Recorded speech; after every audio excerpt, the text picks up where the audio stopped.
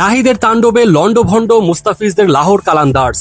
গত ম্যাচে রেকর্ড গড়েও যেন থেমে থাকেননি নাহিদ। এই ম্যাচেও শিকার করেছেন 2টি উইকেট, তাও কিনা মাত্র 3 ওভারের মধ্যেই। 3 ওভারে 15 রান খরচ করে 2টি উইকেট শিকার করেছেন এই পেস বলার। হাতে ছিল আরও একটি ওভার। ওদিকে থেমে থাকেননি শরীফুল ইসলামও। শুরুর 2 ওভারে বোলিং করে 17 রান দিয়ে শিকার করে নিয়েছেন একটি উইকেট। নাহিদ শরীফুল এই 2 বোলারের তাণ্ডবে দিশেহারা হয়ে যায় লাহোর কালান্দার্স। ফলে সহজেই জয় আদায় করে নেয় পেশোয়ার জালমি।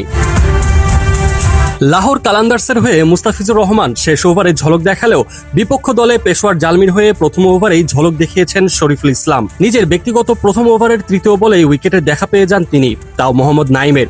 2 বল মোকাবেলা করে মাত্র 1 রান করে শরীফুলের বলে ক্যাচ আউট হয়ে প্যাভিলিয়নে ফিরে যান তিনি। প্রথম ওভার শেষে মাত্র 6 রান দিয়ে একটি উইকেট নিজের ঝুলিতে রেখে দেন শরীফুল। প্রথম ওভারেই উইকেট পেয়েছেন শরীফুল ইসলাম, তাই বলে কি নাহিদ বসে থাকবেন? তাই তো এবার নাহিদ রানাও নিজের ব্যক্তিগত প্রথম ওভারে উইকেট শিকার করলেন। নাহিদের বোলিং তাণ্ডবের সামনে লাহোর কালান্দার্সের ব্যাটাররা যেন চোখে সর্ষে ফুল দেখছিল। নিজের ব্যক্তিগত প্রথম ওভারের 4র্থ বলে আউট করলেন আব্দুল্লাহ শফিককে। মজার ব্যাপার হলো, নাহিদের এই ওভার থেকে 5টি ডট বল এসেছে, আর একটি বলে শুধুমাত্র 4 হজম করতে হয়েছে।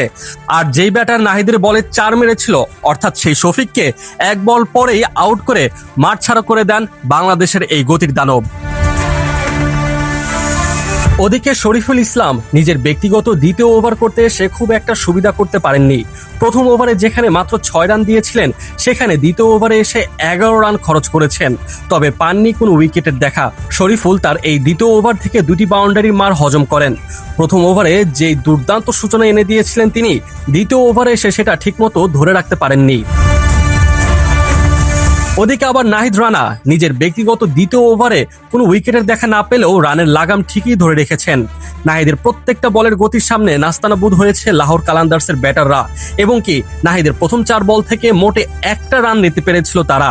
এতটাই তীব্র ও ভয়ঙ্কর ছিল নাহিদের বল। তবে 5ম বলের মাথায় সিকান্দার রাজা বাউন্ডারি হাঁকান নাহিদের বলে, আর শেষ বলে 1 রান।